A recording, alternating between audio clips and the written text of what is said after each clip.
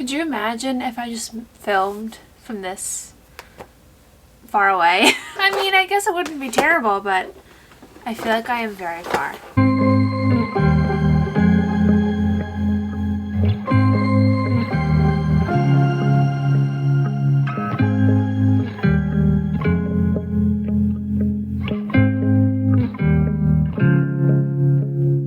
Hey guys, what's up? Welcome back to my channel. If you're new here, I'm Sarah Sutton. I'm an indie author of 4 young adult romance books. My latest one is titled Can't Catch My Breath, and it is available as an ebook, a paperback, and now an audiobook. So now 3 of 4 of my books are in audio. Should we make If the Room Fits into audio next? Welcome back to my channel. Alright, my fingers are beet red because I was just outside taking some pictures. Today is Valentine's Day. I don't know if I'm going to post them today or like hang on to them until tomorrow, because if I post them today means I have to edit them today and it just sounds like a lot of work. I mean, of course I'm going to wear my boyfriend is my laptop sweatshirt on Valentine's Day because we a single Pringle. In today's video I want to talk to you guys about ACX. Well, you know, maybe I should find out what ACX stands for. Oh, it doesn't stand for anything. It's just the audio production service and rights marketplace owned and controlled by Audible. Today, the day you're watching this, is February 15th. So today my Patreon story went live. I'm going to be doing this the entire video. Shoot. My Patreon story went live today. It's all about Addie and Vincent celebrating Valentine's Day, which is also Vincent's birthday. So if you guys want to check that out, you can still sign up and get the entire backlist of my short stories. It is only $1 a month and you get a short story every single month. Is there anything else I want to tell you? Audiobooks. Out of My League and Can't Catch My Breath are now both in audio, and that's what we're going to be talking about today. This week I'm going to be posting little snippets about the books in audio. The retail sample, I'm going to be posting them on this YouTube page along with some graphics for fun in case you guys want to listen to the retail sample. Yes, I'll be doing that sometime this week. I don't know exactly which day, but keep an eye out for it. And before I hop into this video, if you like this kind of content, hit that thumbs up button and tap that subscribe button so you don't miss out on any new content. I post videos 3 times a week. I'm gonna start implementing challenges into my vlogging routine, like 10K days and other secret challenges I'm not gonna talk about. So if you guys don't want to miss out on that, be sure to subscribe. Alright, let's hop into the video. Audiobooks. I will be honest, when I started my indie career this time last year, I had 0 plans to pursue audiobooks. 0. None. I never wanted to. It just sounded like something that I did not want to do. I knew audiobooks were so daggone expensive. I wasn't sure I'd even make anything back on it, so it just kind of didn't seem like something that I wanted to do. So I completely took that idea, trashed it, didn't want to do an audiobook, didn't want to spend. Sometimes it was like $1,000 to make an audiobook. I didn't have that kind of money, and I wasn't certain I'd make it all back. If you guys have seen my what it costs to self-publish a book, you've seen those costs. What Are Friends For and Can't Catch My Breath were both over $1,000. I think If the Broom Fits came close. So adding another $1,000 on top of that for audio production just scared me senseless. So I wasn't really ready to take that risk. I was actually really fortunate to have a audiobook production company reach out to me for the rights for What Are Friends For. So they reached out and they wanted to acquire the rights for What Are Friends For, and I sold them the audio rights. So that kind of got my feet wet in the audiobook world, and I really didn't care one way or another about it because it was hands off. I didn't have to pay anything. In fact, I got a little something for them to acquire it. So I kind of was like, okay, cool. If they could just do all of my books, that'd be fantastic. But ultimately, they only wanted to acquire What Are Friends For and not the other ones, which is totally fine too. But then I came across someone talking about ACX and they had their audiobook done through a royalty share. And I stopped and I was like, what is that? Royalty share. Does that mean you like share your royalties? Sarah is a genius because she can deduce stuff like that. The answer is yes. You can do a royalty share through ACX where it takes a percentage from the royalties, gives it to you, gives it to your narrator, and everybody's happy. But keep in mind, ACX does take out a percentage as well. So in the grand scheme of things, this sounded like a very interesting venture. For a royalty share, you're not paying anything up front. Yes, you are getting your royalties halved because you're splitting them with somebody else. I kind of knew going into this that I wasn't gonna be selling a ton of audiobooks. You know, I'm not worried about earning back everything.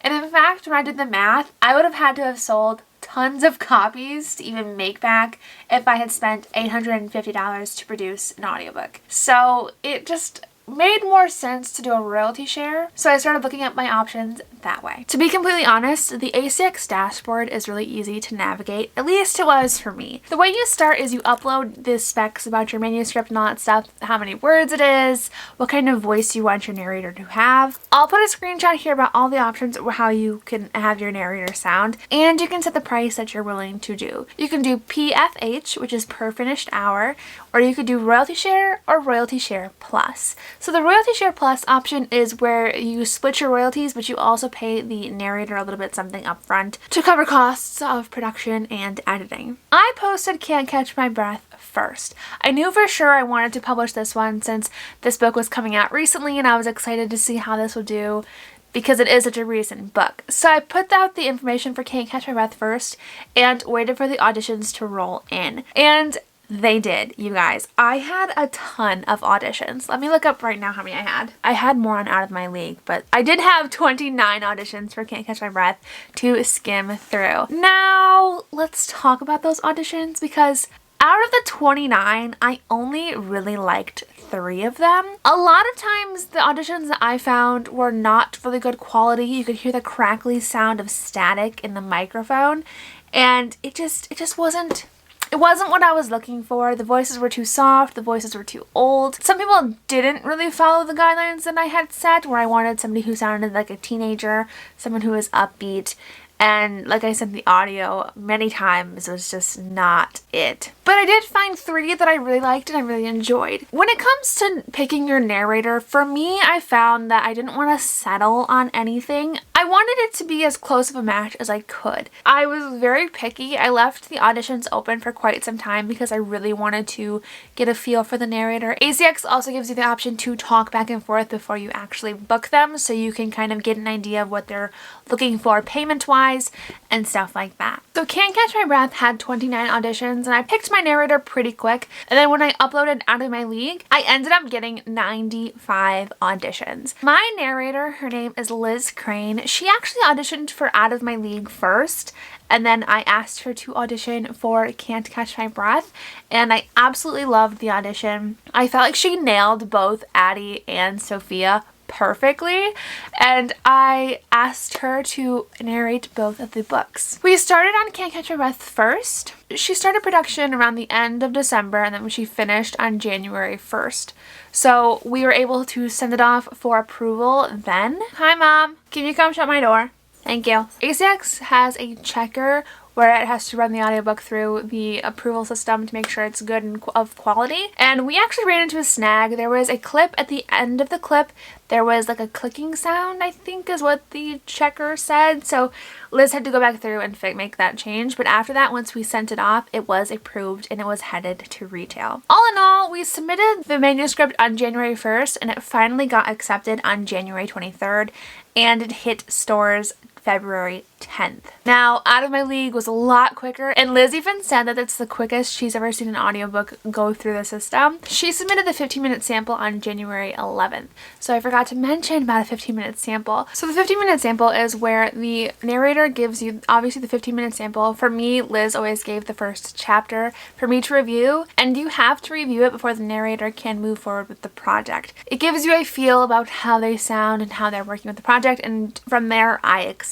So the first 15 minutes was given to me January 11th, and it was approved January 21st, and it hit retail February 12th. So it went through the system so flippin' fast, and it shocked the both of us. It was a very nice surprise. I'm going to be going through a back end over on my computer in a minute to talk to you more about what the criteria you need to set up for the narrator and find what you want that way, and how to set up so you're looking for solely a royalty share. But for right now, I'm just going to keep talking about my experiences. I was really looking more forward royalty share, not pay per finished hour. I wasn't too sure about royalty share plus, but I was still open to it because I knew I didn't want to pay $850 for narration, but I wasn't opposed to paying up to $200 on top of royalty share, because I do understand that it is a risk for narrators to take to do royalty share, because if the audiobook doesn't sell, they get zero compensation for all the hard work that they did. So I was really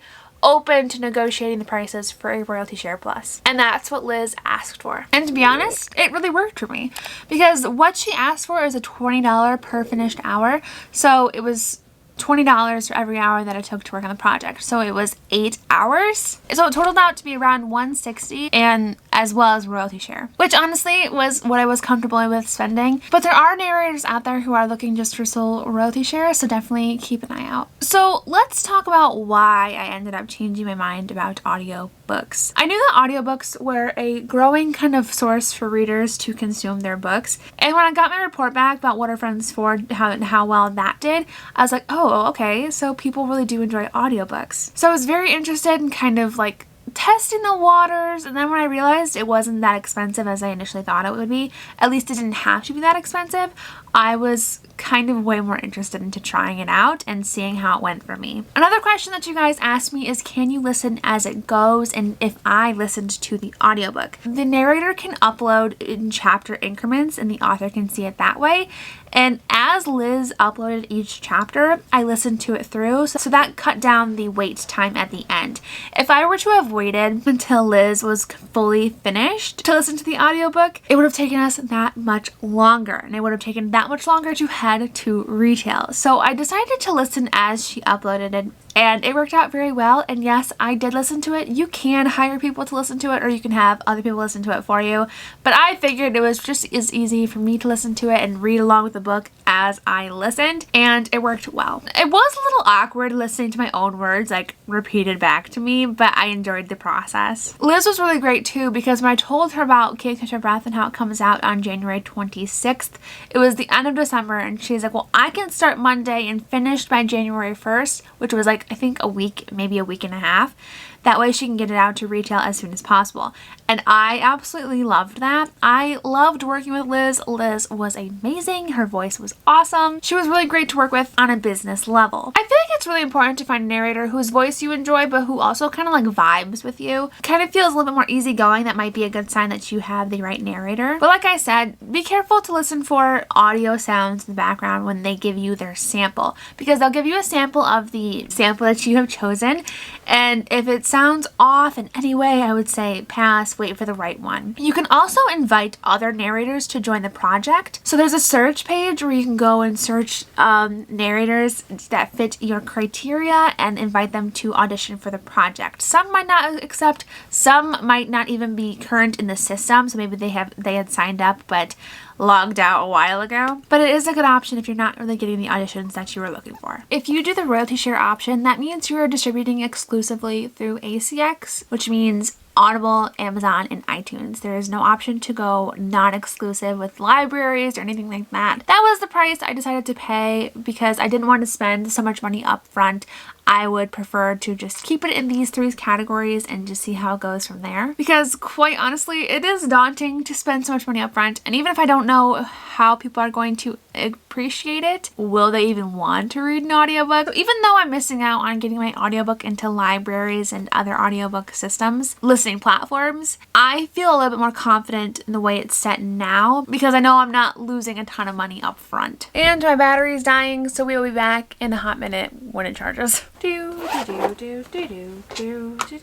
that's not my intro anymore. What is it?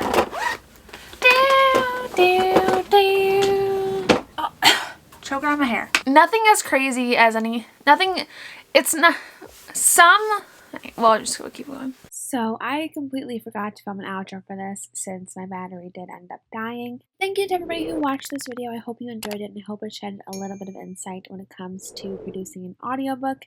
If you have any further questions, leave them down below and I'll try my best to answer them. Also, massive shout out to my patrons over on Patreon. You guys rock. I am so happy you're over there and I'm so happy you're enjoying these short stories so far, and I can't wait to hear what your thoughts about the Valentine's Day short story. Thank you all for watching. Don't forget to tap that like button and tap that subscribe button, and I'll see you next time. Bye.